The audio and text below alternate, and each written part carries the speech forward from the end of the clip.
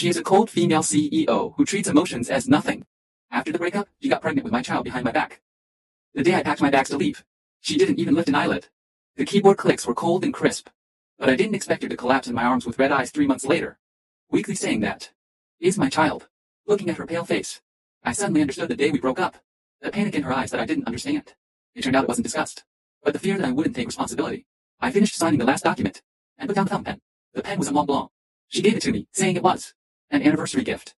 Now that I think about it, it might be severance pay. I pushed the document over and placed it in the center of the mahogany desk. She didn't look up, still looking at the computer screen, fingers tapping on the keyboard. The sound was very light, but in this excessively quiet office, it sounded particularly clear. The words contract termination agreement were printed in bold on the paper. Below was the name I had just signed. Heetiang, written very steadily. I don't know, it's been 3 years. I went from a fresh psychology master's graduate to her contract boyfriend to accompany her to various occasions, block drinks for her, help her deal with difficult clients, and play the role of a loving fiancé in front of her family. My acting was probably good. Her mother said the last time she saw me, "Xiaohe, when are you going to get it done?" I smiled and served her food then, saying, "Auntie, this steamed fish is your favorite," while out of the corner of my eye, I saw Liu Ruyan drinking soup with her head down. Eyelashes drooping, not saying a word. Now the contract has expired. She pressed the intercom. "Secretary Lin, come in for a moment." Secretary Lin quickly pushed the door and entered, wearing a black suit, hair combed meticulously. She picked up the agreement, checked the signature area, then took another document out of the folder. "President Liu, here is the preliminary plan for the merger you wanted. Put it here." Secretary Lin put the document down, turned and went out, without looking at me once, as if I were already a ball of air. Liu Ruyan finally moved her gaze away from the screen, and let it fall on my face. "The payment has been settled. Check your phone." I took out my phone to see the mobile banking app's push notification. A 7-figure deposit. The numbers were beautiful. "Received." She nodded. "The things in the apartment. You can go and get them any time. I've already packed them." I pointed to the suitcase in the corner. Just one suitcase. 3 years ago when I came, there was only one suitcase too. She looked at the suitcase and paused for a moment. Okay, then she looked back at the electronic screen, then am leaving. I pulled up the suitcase. The wheels made a slight sound on the floor. When I reached the door, I stopped for a moment, put my hand on the doorknob. The cold metallic texture. There was no sound from behind. No goodbye. No take care. Nothing at all. Opened the door and walked out. The door closed behind me with a soft click. The elevator dropped from the top floor. The numbers jumped one by one. I stood in the empty elevator, looking at myself in the mirrored walls, dressed in a suit and leather shoes, tie neatly tied, with little expression on my face, just having finished the performance. The actor who hasn't had time to remove makeup came to the underground garage. I pulled my suitcase towards that black SUV, also provided by the company. Now it's time to return it. I put the car keys on the passenger seat, unlocked the phone with my fingerprint, called a ride-hailing car. While waiting, I leaned against a pillar and lit a cigarette. First was the half-pack of chungwa previously in my pocket. The lighter made a flicking sound. The flame jumped up. The first puff was a bit choking. Actually, I don't smoke often, unless I'm particularly tired or particularly empty. The ride-hailing car arrived, a white Toyota. The driver helped me with the luggage. Asked casually, "On a business trip, sir?" "Yeah, still on the road this late." "Hard work." I didn't respond. Opened the car door and sat inside. Internet radio was playing in the car. The female host's voice was sickeningly sweet. "So dear listeners, if love is gone, just let go. Let the other person go, and let yourself go." I closed my eyes. The car window was opened a crack. The night wind poured in. With a hint of chill, the car went onto the elevated road. The city night view flowed outside the window. Neon lights merged into one, like a spilled palette. A certain particularly bright office. Building the top floor is his office. The lights should still be on now. He always works until very late. Once I woke up in the middle of the night, found no one beside me, walked out of the bedroom. Saw him having a video conference in the study. The light from the screen shone on his face. A cold white. I warmed up a cup of milk for him and put it by his hand. He looked up at me. Didn't speak. But after the meeting ended, he returned to the bedroom. Gave me a hug from behind. Arms wrapped around my waist. Face pressed against my back, very lightly. Quickly then let go. And lay back on his side. Towards wrong. Thinking about it now, maybe it really was an illusion. The ride-hailing car stopped at the community entrance. I dragged my suitcase inside. The security guard knew me. Greeted me with a smile. "Mr. He is back." "Yeah, the newly rented apartment is on the 17th floor. Facing south, things not. But the view is very good. Can see a corner of the distant mountains." I put down the suitcase. Didn't turn on the light, walked straight to the window. The city's glow tinted half the sky. Can't see the stars. The phone vibrated in my pocket. Took it out, and saw it was a message from Wen Shuyi. "Senior, I've reserved the tickets for Ju's concert for you. First row middle seat, absolute VIP, followed by a kitty spinning emoji." I stared at the screen for a few seconds and replied, "Okay, thanks. How much?" "I'll transfer it to you," he immediately replied with an angry foot-stomping emoji. "No money. You coming is giving me face. And the psychological counseling you helped me with before. I haven't paid for it yet." I smiled. "That's different. I don't care anyway, no money allowed. Otherwise I won't dare to find you next time. Wen-Shu-yi is my schoolmate, 3 swords younger than me. Studying violin. Now a freelance musician. Occasionally taking some commercial eyes. Sunny and lively. Says whatever is on her mind. Like the remaining son, he is straightforward. Is a different kind of person from Lu Ruyan. Li Ruyan is the ice atop a snowy mountain. Looks cold, feels even colder to the touch. Occasionally spending a little. This silent phone vibrated once more. Wen-Shu-yi sent a voice message. I clicked it, and his clear voice rang out in the quiet room. Senior, let me tell you. I practiced really hard this time. Definitely worth the ticket price. No, I mean, make your trip worthwhile. I held the voice button and replied. Looking forward to it after sending. I tossed the phone on the sofa and went into the bathroom.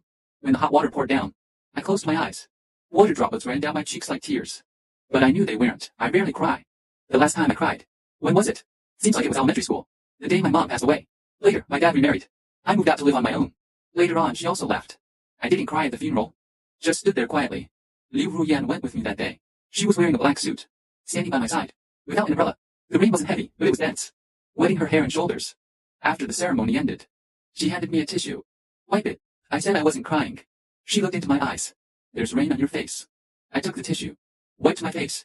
The tissue was dry. After that, not long after, she asked me to sign that contract boyfriend agreement. She said she needed someone to help her deal with family and social occasions. The requirements were emotional stability, a clean background, decent looks, and not catching real feelings. I said okay. When signing the agreement, her lawyer was also present. The terms were very detailed, including a non-disclosure agreement, code of conduct, and bedroom duties.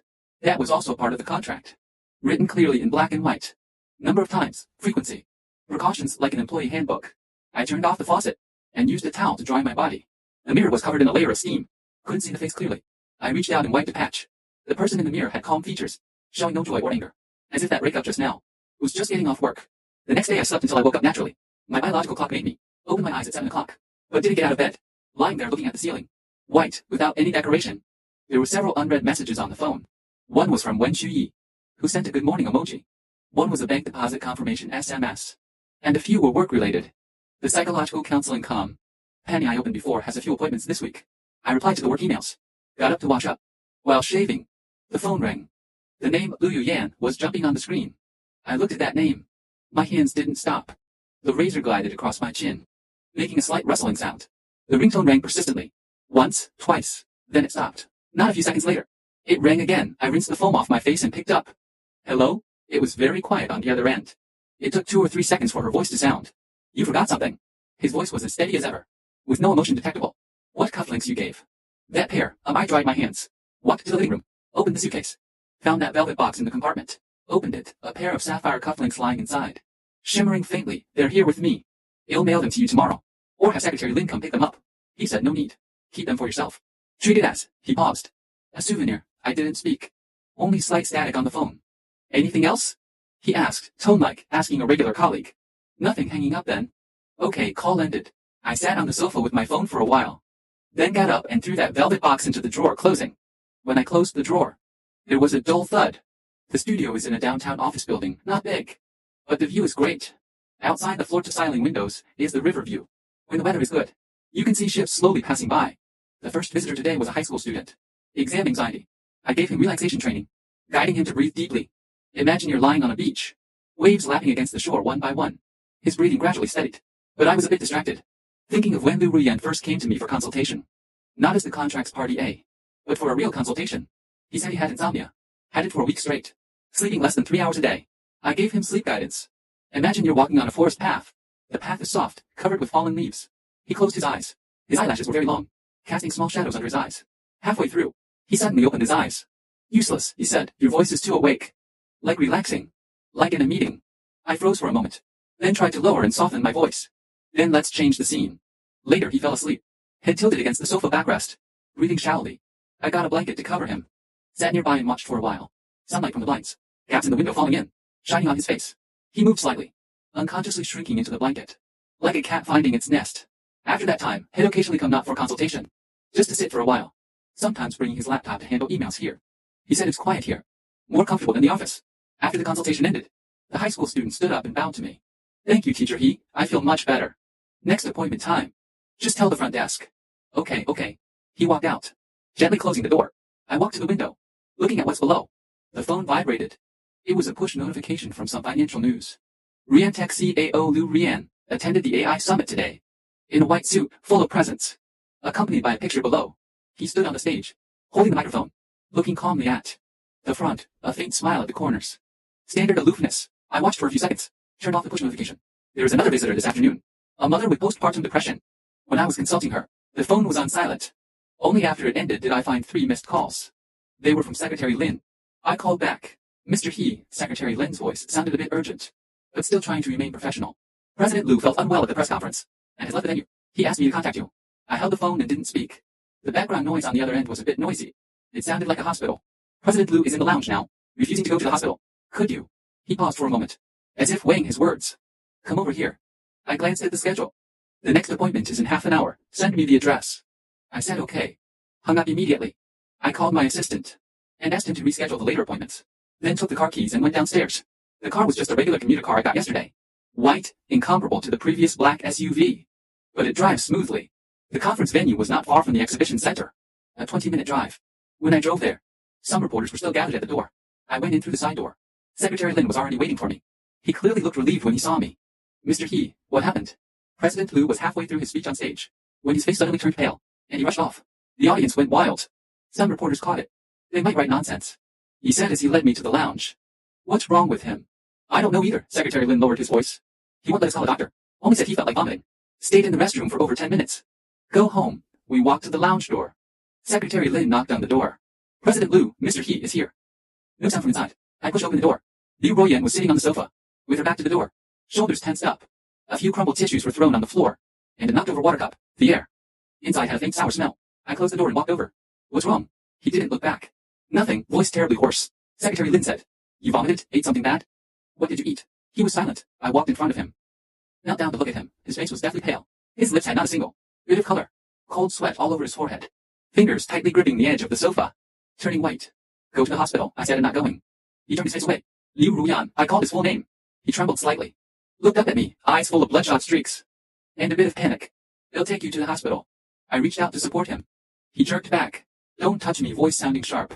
My hand stopped in midair. Then slowly withdrew it. Okay, not that. Then go by yourself. Or let Secretary Lin accompany you. I stood up, acting to leave. Ki-chum.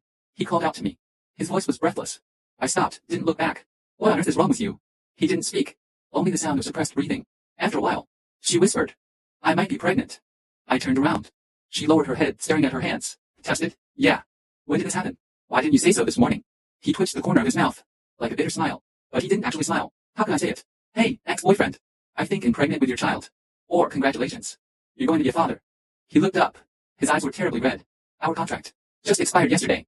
How do we settle this account? I looked at him without speaking. It was very quiet in the lounge. Faint noises from outside could be heard, along with his unsteady breathing. Sunlight from outside shone in, casting long shadows on the floor. Dust in the air, dancing in the beam of light. Slowly and leisurely, towards this frozen moment. How many months? I asked. 2 months. Why? He suddenly widened his eyes, as if stung. What do you mean? Literally. We use protection every time. Except, I stopped remembering. Last month on his birthday, he had a bit to drink. I took him home. He was especially proactive that day. The protection was opened by him, saying he wanted it to be different. I didn't think much of it then. Now you're scheming against me. His face turned even paler. His lips trembled violently. I didn't? What is that? It was an accident. An accident. I repeated the word. Couldn't help but chuckle. Mr. Liu, does the word accident even exist in your life? Emotions churning in his eyes. Finally settling into a dead silence. So you think I did it on purpose to trap you with a child? Ki-chang, aren't you thinking too highly of yourself? He stood up. His body swayed slightly. I instinctively reached out to steady him. He pushed me away and went out. Now my business has nothing to do with you. He pointed at the door. His finger was shaking. The child is mine. I will handle it. I grabbed his wrist. Handle it how? Abort it? He didn't speak. But his eyes said everything. I let go and took a step back. As you wish, I said. Then turned and pulled open the door. Secretary Lin was standing outside, looking worried. Mr. He, I ignored him. Walking straight out. Footsteps echoed in the empty corridor. Each step like a beat against the heart. I walked to the entrance of the convention center. The sunlight was a bit blinding. I fished out a cigarette pack. When I pulled one out and went to light it, my hand was shaking a bit. The lighter clicked several times before. Smoke inhaled into the lungs. Choking and coughing. Coughing until tears came out. I wiped them away with the back of my hand. Footsteps behind me. Secretary Lin chased after me. Mr. He, I didn't look back. Mr. Liu, he fainted. I turned around sharply. What? Right after you left. He stood up. Walked 2 steps and called the ambulance. Called it should be here soon. I threw away the cigarette. Ran back with him. In the lounge, Liu Ruoyan was lying on the floor. Eyes closed. Face as white as paper. I knelt down and patted her face. Liu Ruoyan didn't respond. I felt for a pulse. Beating very fast and irregularly. Fingers were ice cold. I picked her up. She was very light. Much lighter than the last time I held her. Where's the ambulance? I asked Secretary Lin. He was on the phone. Voice sounding like crying. Said there's a traffic jam on the way. I picked up Liu Ruoyan. Walked out. Drive my car. He'll take her. Secretary Lin quickly followed. He'll arrange the car. Have the security clear the way. I put Liu Ruoyan in the back seat. Let her lie flat. Head resting on my lap. Secretary Lin ran several red lights. I looked down at Liu Ruoyan. Her brow was furrowed. Seemed to be in pain. Lips moved slightly. Couldn't hear what was said. I reached down to tidy her sweat-soaked hair. Only to find her forehead burning hot. Drive faster, I said. Secretary Lin hummed in response. Stepped harder on the gas. Arrived at the hospital. Nurses pushing a gurney. Got out and came over. I put Liu Ruoyan on it. She was pushed into the air. Secretary Lin and I waited outside. The smell of disinfectant in the hallway was strong. Secretary Lin was on the phone handling the press conference and suppressing news. I sat on the bench, watching the door light turn on. Red, like some kind of warning. Don't know how much time passed. The door opened. A doctor came out. Who is the family? I stood up. I am. The patient is 9 weeks pregnant. There are signs of threatened miscarriage. Needs hospitalization to save the baby. Go handle the paperwork. Secretary Lin rushed to do it. Handling paperwork, I followed the nurse to the ward. Liu Ruoyan was already awake, leaning against the headboard. An eye was in her hand. Seeing me, she was stunned for a moment. Then turned her face to look out the window. Why are you still here? Voice very soft. Not much strength. Brought you here. I said, now that you're here, you can leave. I didn't move. The nurse adjusted. The eye drip rate. The patient needs rest. Emotions shouldn't be too agitated. Family members, please be mindful. The nurse left after saying that. Only the two of us were left in the ward. So quiet that the sound of the drip could be heard. Tick, tick, tick. Is the child really going? I spoke, still there. She interrupted me. The doctor said to stay in bed for a few days. She stopped talking again. I looked at her profile. The bridge of her nose was straight. Eyelashes very long. Casting small shadows on her lower eyelids. Why change your mind? I asked. She was silent for a while. Heard the heartbeat. What? Just had an ultrasound. Heard the heartbeat. He turned back to look at me, eyes a bit red. Very fast, very much like a little motor. The corner of his mouth curved slightly. Soon flattened again. So? I asked. So, he took a deep breath. I can't what? Can't act like he doesn't exist. He lowered his head to look at his hands. I thought I could just sign. Have a surgery and it would be over. Like dealing with a failed project. But he stopped, fingers clutching the bed. Clutching the bedsheet very tightly. But I can't. Has alive inside my belly. His voice trembled a bit. I walked to the bedside and sat down. The mattress sank a little. He moved aside a bit. But there wasn't much room to move. He Tiang. He called my name. He rarely calls me that. Usually it's the full name He Tiang or nothing at all. Do you want this child? He asked, eyes looking straight at me. You want the truth? Of course. I don't know. I said, his gaze dimmed for a moment. But I know I don't want you to abort him. Why? Because you will regret it. How do you know? I know you. She chuckled. A bit ironic. You know me? Liu Ruoyan, I've slept with you for 3 years. I know you pull up the quilt in the middle of the night. I know you need 2 sugars in your coffee. But never admit knowing you shake when stressed. Seeing your expression when you heard the heartbeat just now. I paused for a moment. That wasn't the expression of someone who wants an abortion. He stops talking. Looking down at his belly. Placing a hand on it very gently. As if he might break something. It's strange, he said. There's a little thing in my body, eating and drinking from me. And making me throw up. But what? But I don't hate him. He looked up. Eyes bright. Even like him a bit, I added. He didn't deny it. Maybe. The IV is almost finished. I rang the bell for the nurse. The nurse came in to change the medicine. Measured the temperature. It had dropped a bit. But still a low-grade fever. Need to observe tonight. Ring the bell if anything happens. The nurse left. Liu Ruoyan leaned against the pillow. Closed eyes. Sleep if you're tired. I will, I said. You're not leaving? Until you fall asleep. She didn't say anything more. Breathing gradually stabilized. I sat by the bed. Watching her sleeping face, much softer than when awake. Her brow relaxed. Lips slightly parted. Like a little girl. Phone vibrated. Wen Shuyi. I went to the hallway to answer. Senior, are you free tomorrow? I got 2 tickets to an art exhibition. Let's go together. Might not be free tomorrow. Busy? At the hospital. Hospital? Are you sick? No, accompanying a friend. He paused. Which friend? Do I know them? You don't know her. Okay. Her voice lowered. Then we'll talk after you're done. Okay. Hung up the phone. I returned to the ward. Liu Ruoyan woke up. Looking at her phone. Company business? I asked. Yeah, Secretary Lin is handling it. He can't handle everything. You need to rest now. He put down the phone. Rubbed his temples Q-Chang. Let's talk about what? The child? He looked at me. If I decide to give birth. What do you think? That is your decision. And you? I will be responsible. How to be responsible? Economically, time-wise, both are okay. But not as a father. I was silent. He nodded, as if understanding something. Okay, I know now. He picked up the phone and continued processing emails, fingers tapping very fast on the screen, as if venting something. I stood by the window, looking downstairs. There were patients walking in the garden, slowly and leisurely. There was a pregnant woman, supported by her husband, walking step by step very carefully. The sunlight was very good, shining on them, warmly. I'm hungry, Yu Ruyan suddenly said. I was stunned for a moment. She rarely expresses needs directly. Usually it's help me get a document, or what time the meeting is moved to. What porridge do you want to eat? What porridge? White porridge, just that simple. I'm going downstairs to buy porridge hospital. Many people eating sugar. When cooling, paying, packing, and returning to the ward, Liu Ruoyan was still looking at the phone. Eat first. I said. He put the phone down, resulting in the porridge fingers touching mine. Quickly retracted. The porridge is very hot. He blew on it, drinking very slowly. Not good to drink? I asked. Too bland? It's better to eat light when sick. He continued to drink, but with brows furrowed, as if completing some task. After finishing the porridge, he leaned on the headboard. Complexion looked a bit better. You go, he said. I'm fine now. Secretary Lin Eve. Ning will come. Okay. I picked up the coat and walked to the door. Looking back at him, he closed his eyes, as if sleeping again, but the eyelashes were trembling. I closed the door, stood in the hallway for a while, then went to the doctor's office. May I ask how Liu Rian's situation is? The doctor pushed the glasses. Threatened miscarriage requires absolute bed rest. At least a week. Can it be saved? The situation is stable now, but still need to observe. He is not young anymore, and it's the first child. Must be especially careful. Okay, thank you, doctor. I walked out of the hospital. The sky was already dark. On the way home in the car, while waiting for the red light, saw a mother and baby store. Small clothes hanging in the window were very cute. Pink, blue, yellow like candy. The green light turned on. The car behind honked the horn. I stepped on the accelerator. Returned home, empty.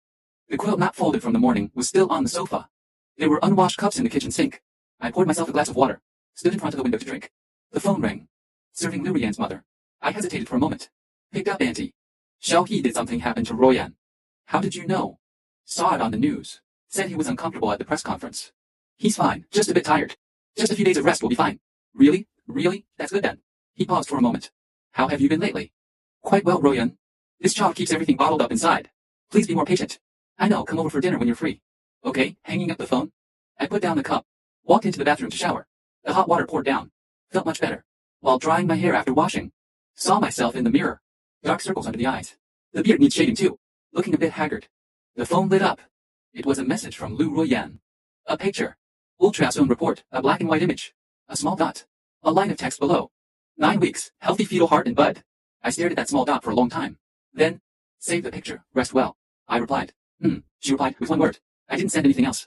Lying in bed, unable to sleep. Tossing and turning. Got up to heat milk in the kitchen. The microwave sound was especially loud in the quiet night. Still couldn't sleep after the milk. Opened the computer to work. Replied to a few emails. Checked the schedule. Canned all next week's appointments. The assistant sent a message. Mr. He, there's an emergency client. Will you take it? What's the situation? Severe depression. With suicidal tendencies, transfer to Dr. Lee. Not taking individual cases lately. Not taking any for now. Okay, turned off the computer. The sky was already starting to dawn. I washed my face, changed clothes and went out. Drove to the hospital. Few cars in the morning. Soon arrived at the ward. Liu Ruoyan was still sleeping. Secretary Lin was dozing on the sofa nearby. Woke up hearing the sound. Mr. Key, you should go back and rest. He'll take over. Okay, thanks. Secretary Lin left with her bag. I sat on the chair, watching Liu Ruoyan. She was sleeping soundly, breathing evenly, hand on her stomach, unconsciously protecting it. The nurse came in to take her temperature. Temperature is normal now. Good, still need an eye drip today. The nurse left. Liu Ruoyan woke up, stunned for a moment seeing me. Why are you here again? Just happened to be passing by the hospital. She didn't ask further. Got up to go to the bathroom. I helped her. She brushed off my hand. I can do it myself. The doctor said to be careful. I'm not that fragile. She walked over slowly. Closed the door. I waited outside. Heard water and the sound of brushing teeth. Then the door opened. She washed her face. Tied her hair up, revealing her smooth forehead. Looking much more energetic. What would you like to eat? I asked. Anything. Soy milk. Fried dough sticks. Soup dumplings. Anything is fine. I went downstairs to buy breakfast. When I came back, she was in a video conference. Voice kept very low. This plan won't work. Redo it. The data is incorrect. Check it once more. 3 in the afternoon. Give me the money. Saw me come in. He said to the screen. Stop here for now. Close the laptop. Workaholic. I said. He put the laptop aside. The company can't be left unattended. The world keeps turning without anyone. Royan was out. I might really not be okay. He took the soy milk. Took a sip. Too sweet. No sugar added. Then why is it so sweet? Maybe the natural sweetness of the beans. He took another sip. Not bad. We ate breakfast quietly. Sunlight shone through the window onto his hand. His fingers are very thin. Very long, suitable for playing the piano. But he said he doesn't know how. Learned when he was little, but had no patience. Only learned Twinkle Twinkle Little Star.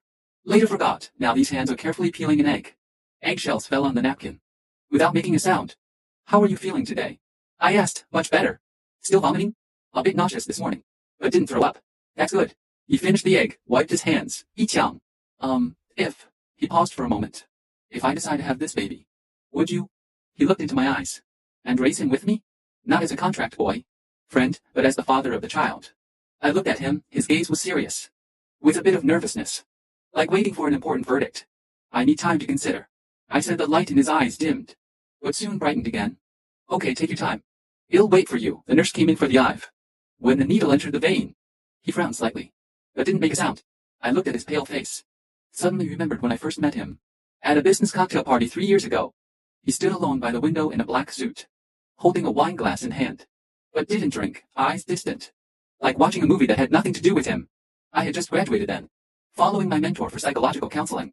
He came over and asked if I was Hee-Tiang. I said yes. He said he'd read my thesis. Then he directly proposed that contract. Pretend to be my boyfriend for 3 years, the money will be plenty. But you must have professional ethics. Can't develop real feelings. I said okay when signing the contract. She sat across from me, wearing a suit skirt. Like a queen now. He lies on the hospital bed. Pale because of pregnancy. Eyes dimmed because of my answer. Like an ordinary woman. The eye drip was very slow. She fell asleep. I gently brushed aside the stray hairs on her forehead. She moved a bit. Didn't wake breath blowing on my fingers. Warm. Phone vibrated. Wen Shui sent a message. Senior, is your friend better? Better? That's good then. Are you still coming to tomorrow's concert? I looked at Lurian's sleeping face. Might not be able to come. I'll keep the ticket for you. Come whenever you want. Okay, thank you. You're welcome. Followed by a smiley face. I put down the phone. Liu Ruoyan woke up. Who is it? A friend, Wen Shui. How do you know? Just by looking at your expression. What expression? A relaxed expression. He turned his face away. When you are with him, you are more relaxed. With me, you're always tense. I didn't speak. He was right. Being with Wen Shuyi is like basking in the sun. Being with Lu Rian is like walking a tightrope. Being cautious. Afraid of saying the wrong thing. Afraid of crossing the line, even after sleeping together for 3 years. Still like being separated by a layer of glass. A wall. Do you hate me? Why would I hate you for binding you in a contract for 3 years? Wasting your time. No, I said the money was enough. He smiled briefly. A bit bitter. Is it just money? I didn't answer. He closed his eyes. I see. The nurse came in to remove the needle, pressing on the needle site. The bleeding stopped quickly. 1 more bottle this afternoon and you can be discharged. But you still need bed rest. Cannot overwork. The nurse said okay. Thank you. Lu Royan sat up. Moved his wrist a bit. I want to go for a walk. The doctor said you can't. Just in the hallway. He'll support you. I helped him out of bed. His legs were a bit weak. Leaning on me, he felt very light. Like a feather. We slowly walked to the end of the hallway. There was a window there, where we could see the garden outside. The weather is so nice. He said, yeah, it's been a long time since I've been this free. Yes, President Liu is busy with a myriad of affairs. Gave me a glare, but wasn't angry. Might be even busier in the future. Having to work. And take care of the child. Hire a nanny. No, why? I want to raise the child myself. Where would you find the time? There's always some if you squeeze it in. She looked out the window. My mother used to be very busy. She never attended my parent-teacher meetings. It was always the nanny who went. My classmates all laughed at me, saying I was a motherless child. Later, I stopped letting the nanny go. Held them myself. The teacher asked, where are your parents? I said, I am my own parent. His voice was very calm. Like telling someone else's story. But I knew it wasn't. Liu Ruoyan, am I? Will attend the child's parent-teacher meetings. I said. He turned to look at me, eyes shining. As a father. Have you made up your mind? I have. He smiled. A real smile. Not that kind of professional fake smile. His eyes curved. Like crescents. Thank you.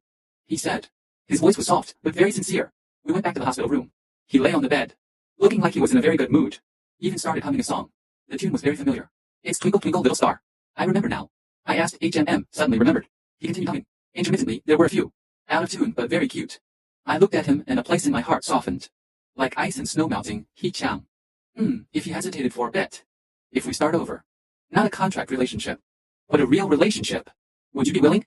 I looked at him, his gaze was very serious. With expectation and a bit of fear, as if afraid of being rejected. I don't know.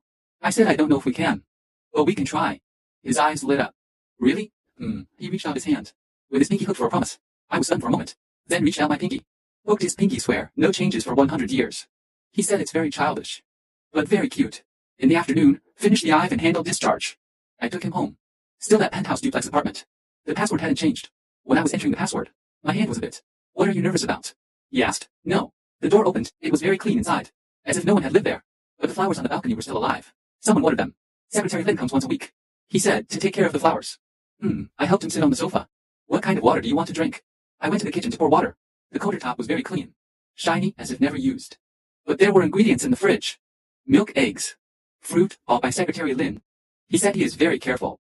Yeah, knows this home better than I do. He took the water glass. Took a sip, Qiqiang. You should move back. I said. He looked at me. In what capacity? The child's father. Aunt? Boyfriend, the probationary kind. He laughed. Okay, he'll go upstairs to tidy the guest room. He gave the master bedroom to me. You sleep in the master bedroom. It's bigger. You sleep in the guest room? Why?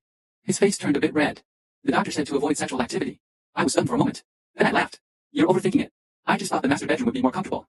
Good for your pregnancy? His face turned even redder. Then thank you. You're welcome. I took the luggage to the master bedroom. Soon it was all packed away. The view outside the window was great. Could see the night view of the entire city. The same as before, but also different. In the evening, I made a simple dinner. Tomato and egg noodles. He ate with great appetite. Didn't expect you could cook. Living alone, one has to learn. I used to be the one cooking for you, HMM. He looked at me with a gentle gaze. Thank you, you're welcome. After eating, he sat on the sofa looking at documents. I tidied the kitchen. Like an ordinary couple. But not quite the same. There was still a distance between us. Cautiously testing like two hedgehogs wanting to get close, yet afraid of hurting each other. The phone rang. Xiwen Shui. Senior, the concert is about to start. I glanced at Lu Ruyan. He was looking at documents. Ears perked up, not coming. Something came up, okay? Next time then, okay. Definitely next time, okay. Hung up the phone. Lu Ruyan looked up. Why not go accompany your? I don't need company. I want to accompany him. He didn't speak. Lowered his head to continue reading documents, but the corner of his mouth curved slightly. Before going to bed at night, I warmed a glass of milk for him. To help with sleep, thank you. Took the milk. Sipping Qiqiang. Can we start over? Haven't I already agreed to try? I mean a real fresh start. Forget the contract. Forget the past. Like when we first met. I looked at him, his eyes were bright under the light. With expectation, they'll try my best. I said. He nodded. I will also try my best. Finish the milk. She got up to brush her teeth. I sat on the sofa, watching his back. Thin, but upright. Like a poplar tree. Even though pregnant. Still maintains an elegant posture. Knowing how fragile his heart is. Like an eggshell breaking at a touch. It's just that he never lets anyone see. Except for me. Finished brushing teeth. He stood at the bedroom door. Good night, good night. I watched him close the door. Then sat down on the sofa. Turned on the TV. Found a random channel, kept the volume very low. Like background noise. My mind was a mess. Don't know if this decision is right. But since it's decided, let's keep going. The next morning, I was woken up by the sunlight. Sleeping on the sofa is uncomfortable. Back and waist aching. Got up to the kitchen to make breakfast, frying. Toasting bread, heating milk. Liu Rian got up. Walked out wearing pajamas. Hair messy like a bird's nest. Go, he said, his voice husky from just waking up. Morning smells good, let's eat. We sat at the dining table eating breakfast. Just like before, but also different. Before it was acting. Now it's real. At least part of it is real. Are you going to the office today? I asked, working from home. Rest well. What about you? I took a leave. To accompany you, no need. You do your work. Am not busy. He looked at me. Qiqiang. Like this to compensate me, I'm not compensating. Then what is it? I paused for a moment. I want to do this. He didn't ask again. Lowered his head to eat the fried egg. There was a hint of a smile. Finished breakfast. He was having a video conference in the study. I was reading in the living room. Occasionally I could hear his voice. Calm and pro. Beyond a doubt. It was the Luzu I knew. But after the meeting ended, he walked out, rubbing his neck, with a face full of exhaustion. Rest if you're tired, I said. He lay on the sofa, his head resting on my lap. It's more comfortable this way, he said. I was stunned for a moment. Then I relaxed, gently placing my hand on his hair. Very soft, like silk. This is really nice. Let's always be like this, okay? Okay, he closed his eyes. Like